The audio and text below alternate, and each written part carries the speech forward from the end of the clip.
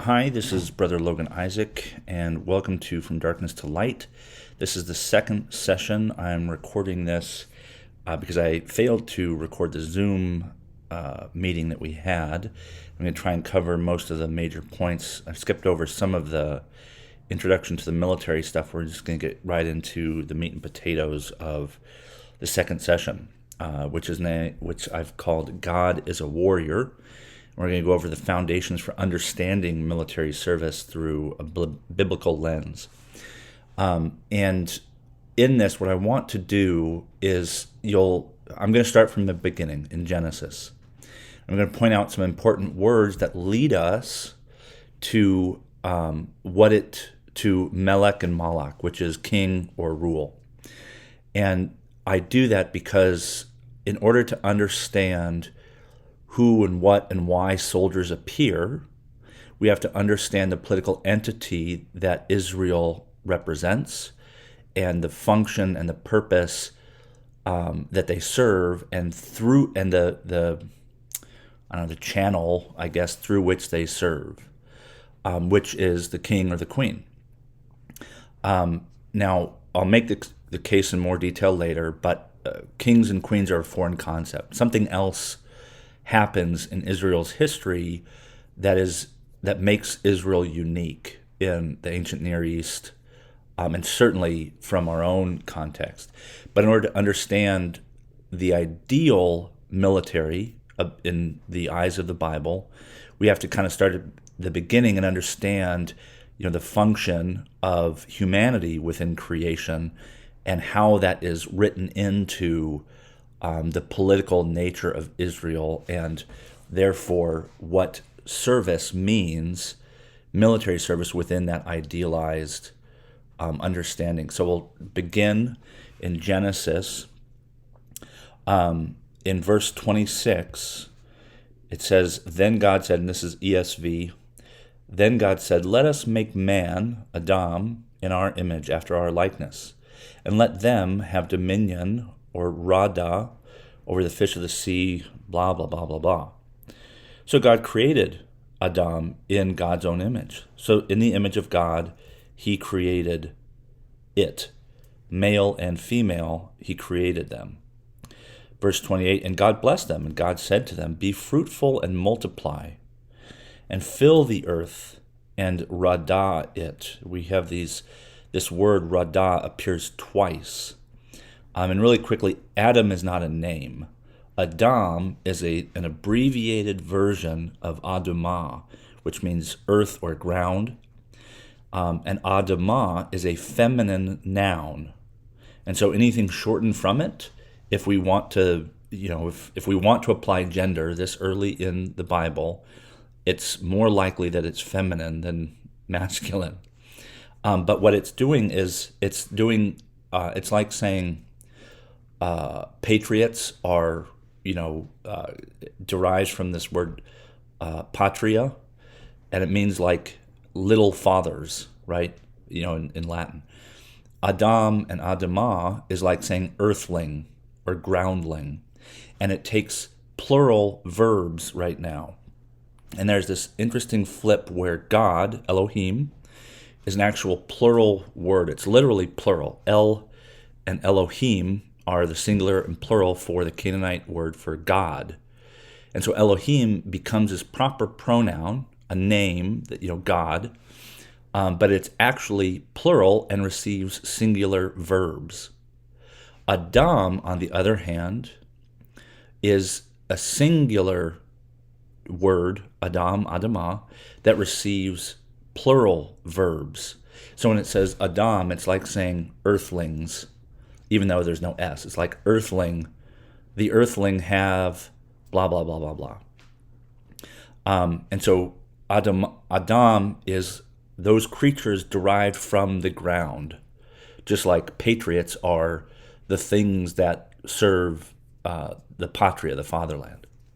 And remember Rada as well, and notice it, because Rada is passive. It's a quality carried over directly from God to humanity. Let them have Rada. They will have Rada. Sometimes it's dominion, sometimes it's rule. But don't think about that just yet. Think of Radah. And this is the thing, this is one of the things unique to humanity among all creation that represents the Imago Dei. They're not told to do it. They're not told to, work until the earth, right? It is simply something that they receive as part of being bearers of the Imago Dei, right? So going forward into Genesis 2, it begins when God rests, and then it continues. I'll pick it up at, I'll start with verse 4. These are the generations of the heavens and the earth. It's using familial language to describe all of creation, and that makes humanity the youngest generation, the youngest sibling of all creation. In verse 5, when no bush of the field was yet in the land, and no small plant of the field had yet sprung up, for the Lord God had not caused it to rain on the land, and there was no man, no Adam, no humanity, to abad Adamah. There is no humanity to serve or work the ground. Abad is often translated serve, and sometimes even as a slave, but not always. And so these words are being strung together, not only because they're almost poetic, but because this is helping us understand the function of creation in God's mind. I'm going to skip forward a little bit to verse 15. The Lord God, Yahweh Elohim, took humanity and put it in the Garden of Eden to abad and samar it. Now the ESV has work and keep, but we've seen abad already, to serve, to work.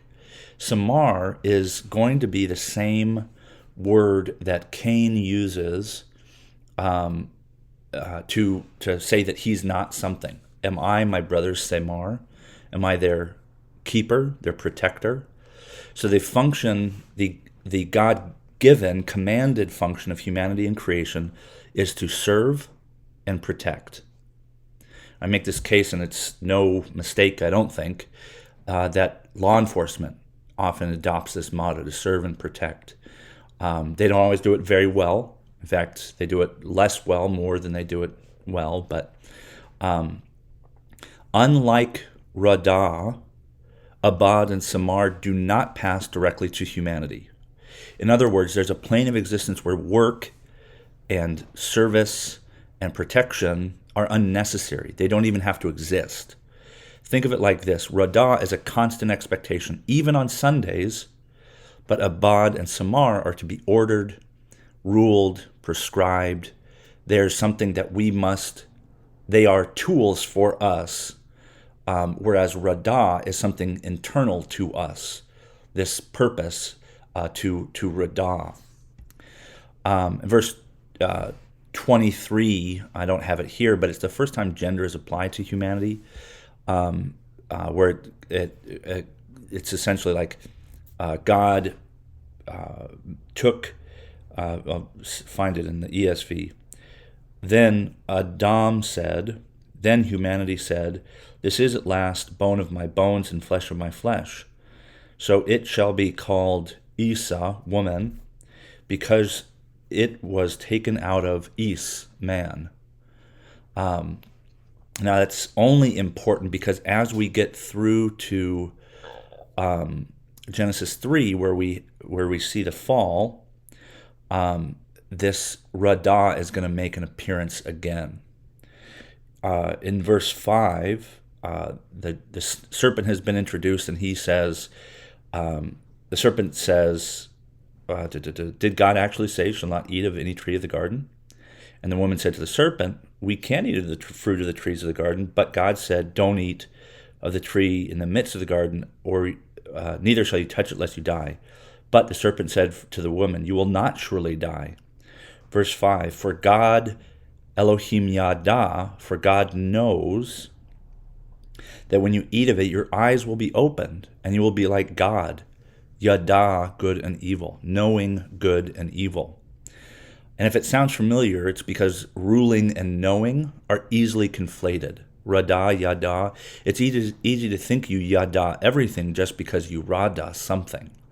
And that's, again, this wordplay in the Hebrew. Yada is to know, but it's not something that we have been given in the same way Rada has been given to us as bearers of the image of God.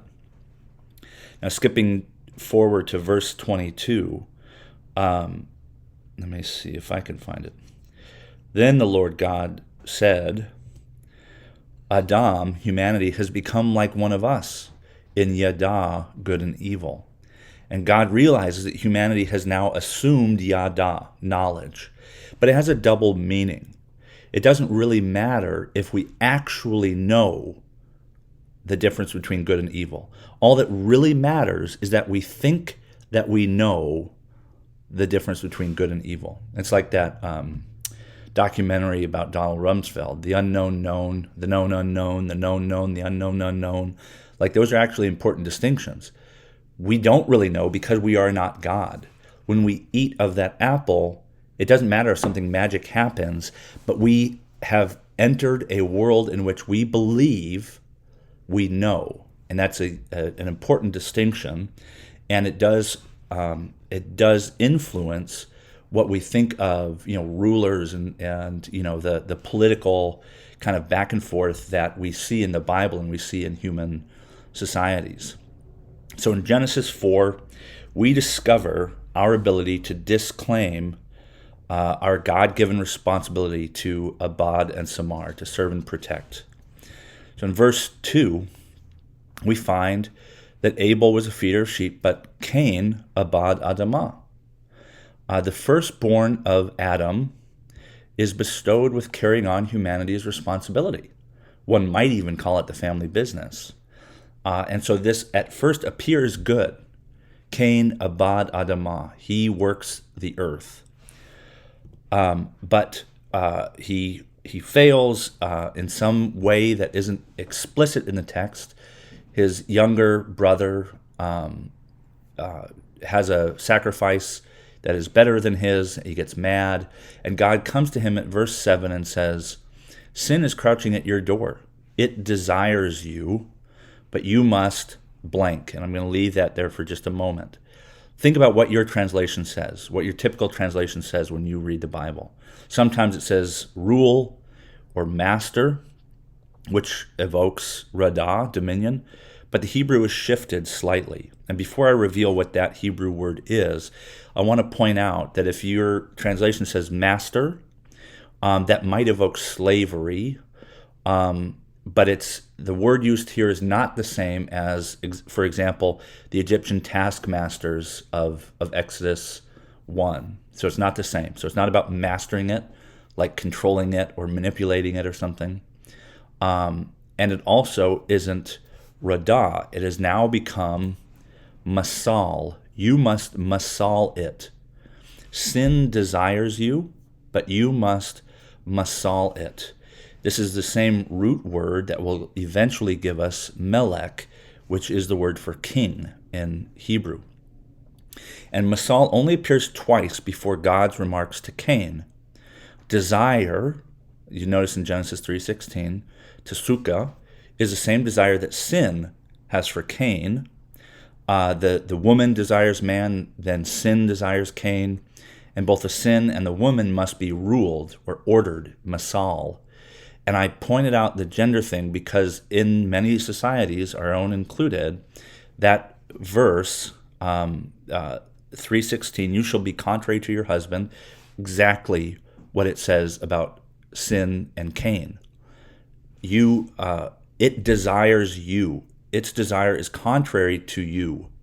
It wants you. Your desire shall be for your husband. Its desire shall be for you. But you and he must masal you. Now, that is not melech. That isn't even radah. The word masal is something like ruler. And if you look closely, I've used an emoji for a ruler because the very first time it's used is in Genesis 1, verses 17 and 18, to describe the sun and the moon and all the expanse of the heavens, to give light on the earth, and to masal the day and the night, to rule day and the night. That isn't that one is in charge or that one is in control. The Israelites would have known, like, the sun and the moon, they don't do anything to each other. Maybe they saw like an eclipse, I don't know. But this isn't about power. This is about structure and form, to separate the light from the darkness. And God saw that Masal is good. It isn't Radah, but it is good. And so where am I going with this? Torah makes clear that kings and queens were a foreign concept to Israel. In the wilderness, tribal chiefs were part of a council that answered to Aaron and Moses. And then when they take the promised land, judges rise up as the first political leaders of the Israelite tribal confederation. And as such, they sometimes have to assume command in times of war. The Hebrew word is shofet for judges. So let's look at Gideon's military leadership in Judges 7. And I won't read it all right now, but I would bring in Deborah and Barak, but it's just super, there's just a lot there, and Gideon is the first time that incorporates this word Masal. And so let's look at some of the other words that come up in Judges 7, because we will see them later. Gibor Hayil we'll talk about in a bit. That actually appears in 6:12. And the Gibor Hayil is Gideon. The angel of the Lord comes to Gideon and says, peace be with you, mighty man of valor. Gibor Hayil. And so this is the good guy. Gideon is the Gibor Hayil in 6:12. And then you have these shofars, the trumpets, as you can see in the image to the left. And Amma, we'll talk about that in a moment. Amma means said. Amma is used for the instructions when Gideon and his group of 300 men, when they are ready to go, they're going to break these jars with fire, and many translations say shout for the Lord and for Gideon, but it really is, Amma is just say. It's just say for Lord and for Gideon. You don't have to, it doesn't have to be high volume. You just say it. It's a throwaway word. And then finally in verse 13 we have Nepal. And I'll point that out in just a moment, but Nepal is what happens before they actually launch their attack. Gideon goes down and he overhears his enemy, the Midianites, talking about a dream that one of them had, in which a loaf of bread comes down and touches their tent, and the tent Nepal. It tumbles. And so there's a bunch of parallels that are actually hyperlinks to Israel's prior battles, including its first battle against Jericho under Joshua's leadership. In Joshua 6, the Gibor Hayil, before the book of Judges, the Gibor Hayil were the people of Jericho, the enemies. The mighty men of valor were in Jericho, defending their city against this, invading troop, which included priests with shofars or trumpets, ram's horns, encircling the ark, and in front and behind, they had an armed guard, and then all the people of Israel, with the priests and their shofars and the Ark of the Covenant, they circled once a day for 6 days. On the seventh day, they circled 7 days, and then they let out a ruach, which means shout. And it sounds much like another ruach with a hard sound, a consonant at the end, which is spirit, which is the spirit that hovered over the expanse in Genesis. Let out a ruach also is a battle cry, and it sounds a shit ton like the Marines' oorah and the Army's hoorah.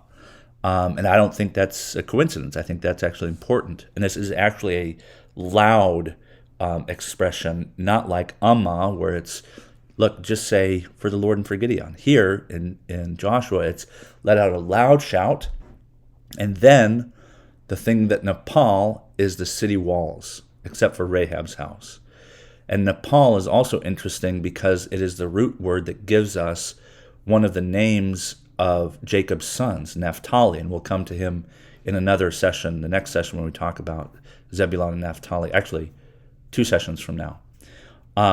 And Nepal means to tumble. And Naphtali is said to wrestle, just like his father Jacob. And so wrestle or tumble or fall in some cases is this Hebrew word Nepal. So over time, a single ruler begins to appeal to them. And Judges overall is this chaotic and sometimes violent relationship between the tribes of Israel. And Gideon is so popular, he's asked to rule over the people. This is what he says. Judges 8:22, then the men of Israel said to Gideon, Masal us, you and your son and your grandson, for you have saved us from the hand of Midian. Yes, Saul saved us from the hand of Midian. Gideon said to them, I will not Masal you, and my son will not Masal you. The Lord will Masal you. And this is precise, this is exemplary. This is the Bible showing us what we should be doing. And there's cautionary tales that show us what not to do, but there are also exemplary tales that show us how we should act. The saving piece in 22, Yasal, that is what judges do. In Judges 2, about 2:20 or so, it talks about when Israel was oppressed by the people, he would rise up judges who would save the people. Yasal, Yasal, Yasal, these words that mean saving us. And the people that did the saving were judges, Shofet. And very few of them were actually called, quote unquote, judges. It's usually a verb to describe what they did. And so judges were not kings. It was not hereditary. They were charismatic leaders that arose kind of ad hoc as needed and kind of unified the 12 tribes in Canaan, in the Promised Land, to answer some threat, like Deborah and Barak against Sisera. Unfortunately, Gideon's rejection of Masal turns out to not be the case. And one of Gideon's sons does, in fact, try to Masal Israel. And in Judges 9, we find the very first king of Israel. And it is not Saul, it is Abimelech. And Abimelech is also a kind of a throwaway word of that was a tongue-in-cheek reference to the kings of the Philistines. And Abi means sons of, and Melech means king. Abimelech is the first king over Israel. And I won't read all of Judges 9, but in verse 2, we hear what is being conspired.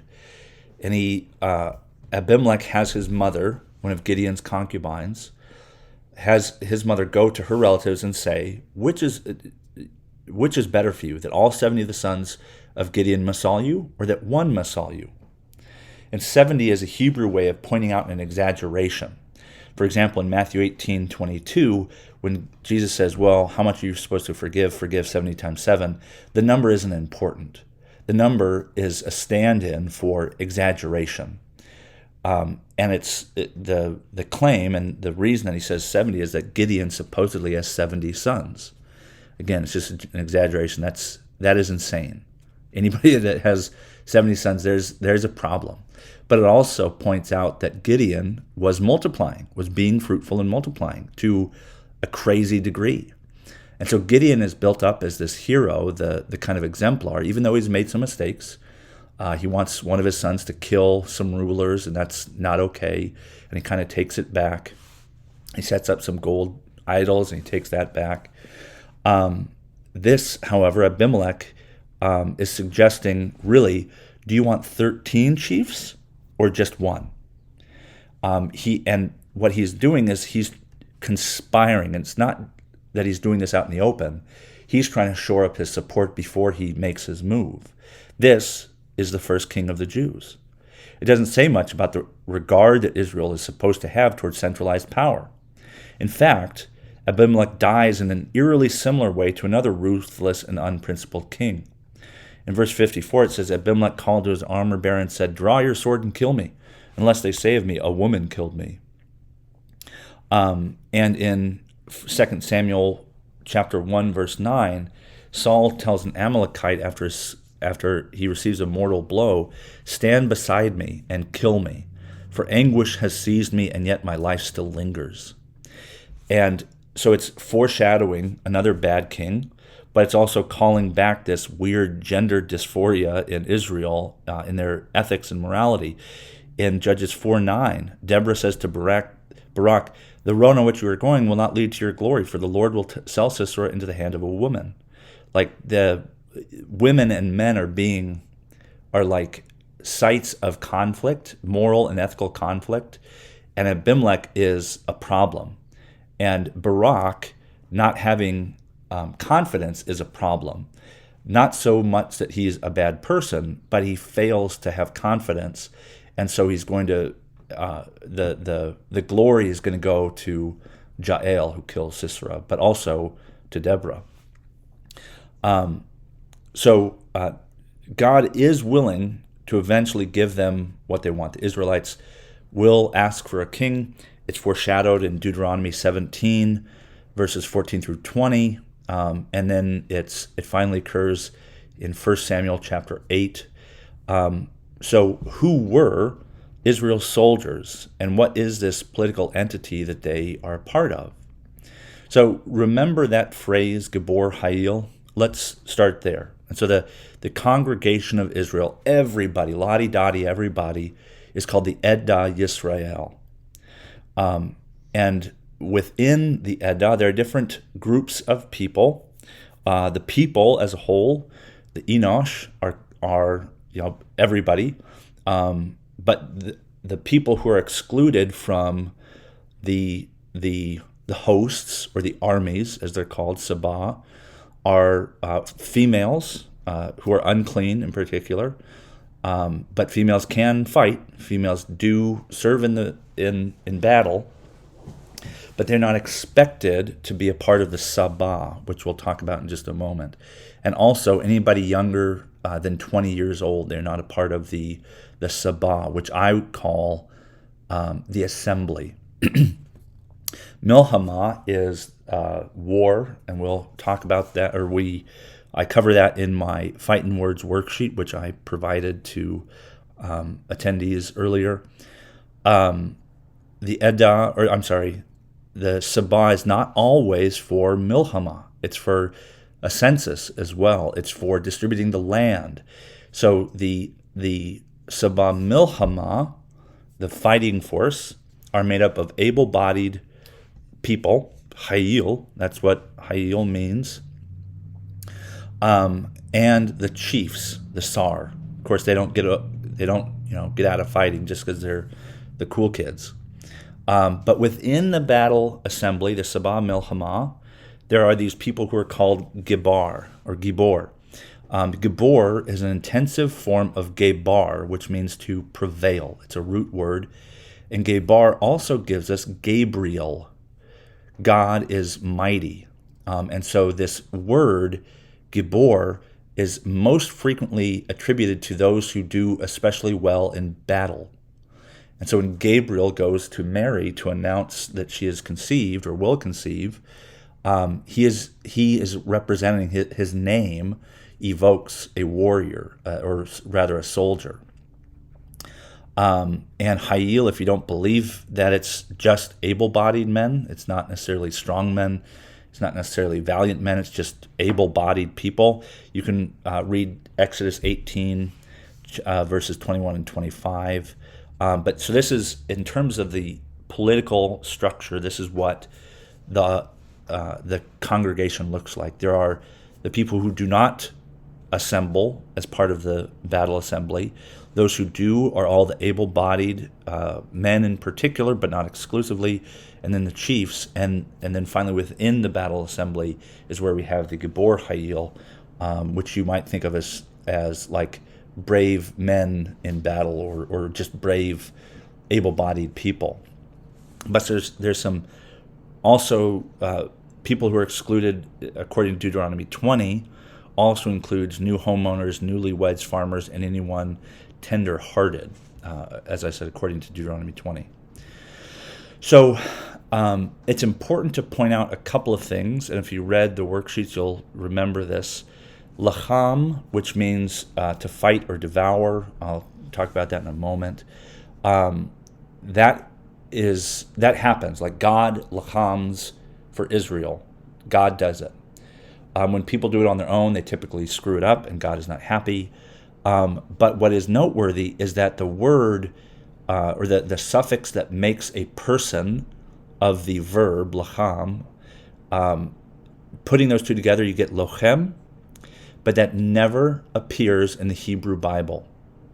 Nowhere in Hebrew Scripture are soldiers referred to as fighters.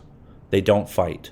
In fact, it says repeatedly in different areas, and you'll see this in the Fighting Words worksheet for Laham, that's simply not what they do. It's something that God does for them, and they might do as part of God being commanded to do so, but the fight is technically God's. It doesn't belong to people. Another word that's thrown around is Is Sabah, man of the assembly. I put those little reverse things because remember, Hebrew is read right to left, so the center working backwards in the Hebrew and the center working to the right is English. But anyway, Is Sabah, man of the assembly, that could be someone who's head of the household for a census. It could be one of the Sars or Sarars, the princes of the clans or the tribes. The third one here, you can see Gabor Hayil. And then finally, Is Milchama. That was featured prominently in one of the Fighting Words workshops. It's only ever applied to God, to David, two random individuals. I can't remember, Machir of Manasseh and one other. It's not always good. Goliath is an Is Milchama. David is denied the opportunity to build the temple because he is an Is Milchama. So it isn't always good. It's just a statement of fact. So here we have Lacham. Milchama is the verb form of Lacham. It means that which devours, including life, limb, and livelihood. Lacham also gives us Hamas, the state of being armed or ready for war.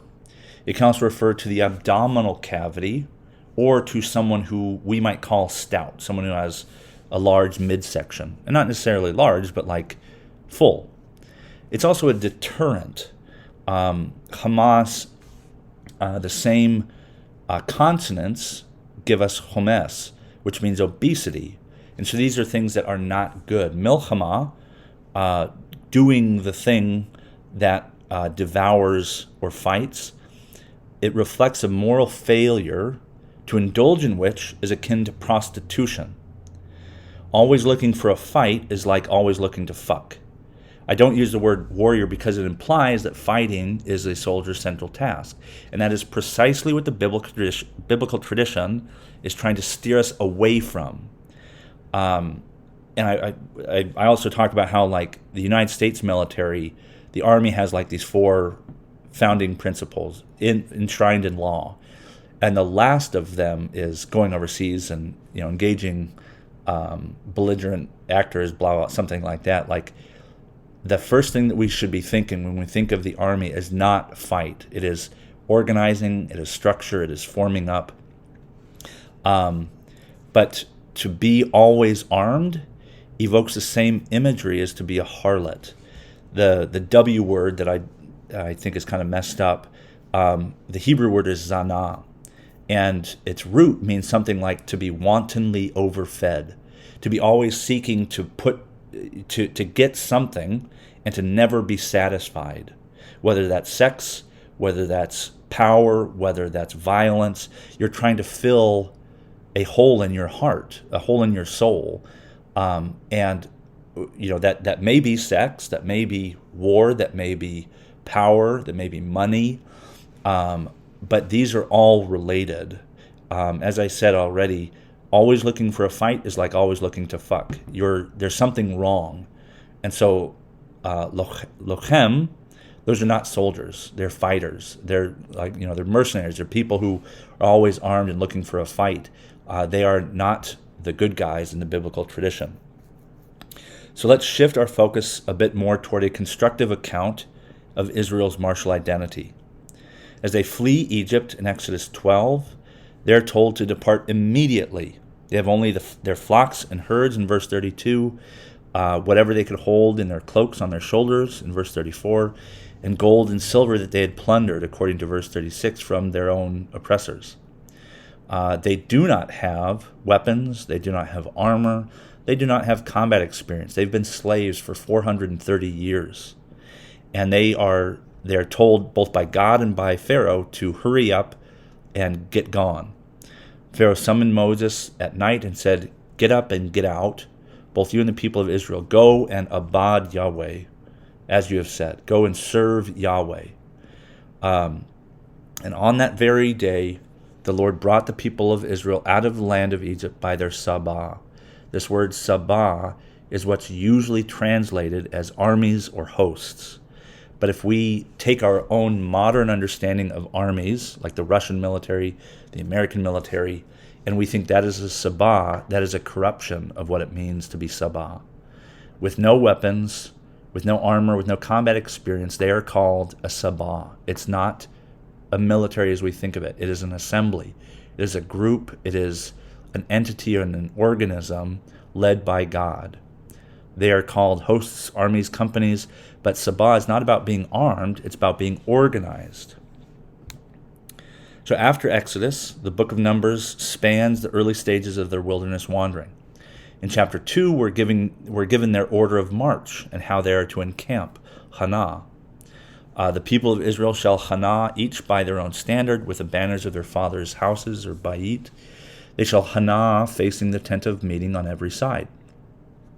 This word is sometimes coupled with a prefix, like mil from milhama, but in this case it's mahane, and it's sometimes rendered army in English, but mahane is more like a base or a post or a garrison. It's about the materials and the location rather than the manpower. And so that when they camp, you can see this on the left, that this is where they camp. On the east, toward the rising sun, we have the regiment of Judah, which includes Issachar and Zebulun. On the north, we have Dan, the regiment of Dan, which includes Asher and Naphtali. To the south, we have Reuben's regiment with Gad and Simeon. And then on the west, toward the setting sun, is the regiment of Ephraim, which includes Manasseh and Benjamin. The Levites, however, are not enumerated, and all other tribal numbers are given to the nearest 50 in the text, along with the total size of each camp. The direction or the orientation was always east toward the rising sun, and Moses and Aaron led the Levites, again, east of the tabernacle when they encamped. You can see the tabernacle there in the middle, and we'll talk about that more in a little bit. And just for curiosity, this is I put in the numbers according to Numbers 2, and these are the tribes and the regiments or the camps according to Numbers 2 as they began their 40 years in the desert. But so let's go back. What Numbers 2 describes is a simple, popular, reliable format for a military camp. At the same time the Greek Bible was being composed as the Septuagint, the Greek military system was being adopted and improved upon by the Romans. And here you can see that there's this Roman military camp layout that I've color-coded. And you can see on the outside were the professional soldiers, the legionaries. And on the inside, at the very middle, was the Principia, which was the center of camp and usually included or was right next to the Praetorium, which was literally the commander's house. And around the Principia, you have the officers in red in the middle. And then you have the cavalry, which is important but vulnerable when it's encamped. And then in yellow, you have the auxiliaries, the less experienced soldiers, the non-citizens who are in support, the local forces, essentially. And so notice what's on the outside and what's in the middle. In Israel, the Levites were in the middle. The Levites set up the tabernacle and took it down. And it wasn't about inside, outside. It was cardinal directions, north, south, east, and west. And it was symbolic, the rising sun and the setting sun. And in Rome, however, the cool kids stayed in the middle, right? The officers, cavalry, and then on the west, the weakest, the auxiliaries who needed the protection. They were not as experienced, right? Once a site was selected, Roman soldiers could set up a field camp in just a matter of hours. And you can see like reenactors doing it. It's impressive because It includes digging a ditch and building a fence and setting up your tent. And so just setting it up and with all the stuff around the Principia too is just fascinating. While on the march, engineering tools and unit equipment was divided up against the lowest ranking soldiers, grunts, who also had to hump what they needed for their own tents. So the extra work falls, shit rolls downhill, right? The lowest ranking are the ones who are going to have to, do the most work. But that isn't true of the Israelites. In Numbers 1, verse 50 and 51, the Levites, the cool kids in the middle, are to carry the tabernacle and all its furnishings, and they shall take care of it, and they shall camp around the tabernacle. When the tabernacle is to set out, the Levites take it down. And when the tabernacle is to be pitched, the Levites shall set it up again. And it goes on in 52 and 53 to say, if anybody comes near the temple, they shall be killed. And this is extra work. Like they have, golden poles. They have this thick, the veils, the material, the heavy material on the outside. Like it's a lot of work. But the priests do it, not the cool kids in the middle do it, not the lowest ranking soldiers. Shit doesn't roll downhill in Israel. And there's this, this odd parallel between priestliness and soldierliness, between faith and military service, and the parallels continue. So here we have the tabernacle itself. Inside the tabernacle, there's a courtyard, an outer courtyard, where anybody can come and congregate. And outside of the actual tent were the altar of burnt offering and a bronze basin for ceremonial washing. And anybody could walk around. You could come in the tent or the fence and watch the priest burn the offering, blah, blah, blah. But inside the tent, inside the first veil, were the table of showbread, where the bread of presence was displayed, and the golden lampstand, symbolizing the tree of life from Eden's garden. Then right in front of the second veil was the altar of incense, and this is where the priest would burn incense for the Lord. Within the Holy of Holies sat the Ark of the Covenant, and only the high priest ever went in there once a year on Yom Kippur. And inside of the Ark of the Covenant, there were three things: the tablets of the law, some manna from their time in the wilderness in a golden jar, and finally Aaron's rod of God, which had sprouted buds. So that was all inside the Holy of Holies. And you get these incremental increases in holiness, in what is important. The law, representations of God's miraculous work, and this wooden box with a golden, these golden angels on top. And then outside that you get, this reminder, the showbread that the priests would see, but the people wouldn't. And then the lampstands for the tree of life and the altar of incense. And then anybody and everybody could see the priest wash their hands and to make the burnt offering. So there's some parallels with the Roman Principia. The porch or portico is where small formations could be held. Typically, it's an open-air courtyard with arcades on three sides. Next was an enclosed nave or cross hall. In Latin, it was the Basilica. And this is where military tribunals were conducted from behind a dais or an elevated bench. Where justice was meted out. Is smaller, usually only accommodating, a handful of people at a time. And guarded from public access behind the commander's desk were a series of rooms, the most important of which was the Secellum, or chapel. And the chapel is where the soldiers lined up to receive their pay from the unit standard bearer, because that is also where the imperial standards were kept. The emperor's divine imago, which was a 3D metal imprint of his face, was required to appear somewhere on the standard. It would have been one of those silver circular things on one of the standards there you see on the left. Another important room protected behind the dais, or even sometimes buried underground, was the strong room. And the strong room is where the unit's weapons and armor were stored for safekeeping.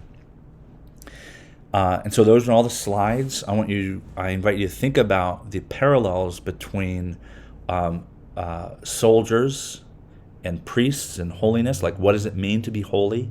What does it mean to assemble? And what does it mean that the people of Israel, again, not an all-volunteer force, everybody, if you were able-bodied, you were expected to rise up and answer the call to serve your people, and the function of your people internally was to be ordered and to eventually provide order for the world. Masal, not Melech, not kings, not queens. That's a capitulation by God. It's a compromise by God.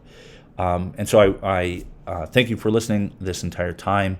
I invite you to check out and RSVP to the event. And if you want to discuss anything that was talked about here, I hope you will join Pew Pew crew at pewpew.mn, MikeNovember.co, where you can ask questions and discuss some of the stuff that's brought up here. I fucking hate Facebook. It's tobacco for the mind. And so Mighty Networks, the platform, allows us to have a private social network where there's no ads, nobody's collecting your information, but all the interaction and the social engagement is still there. So check that out, pewpew.mn.co, and continue to engage with some of this stuff and let me know what you think.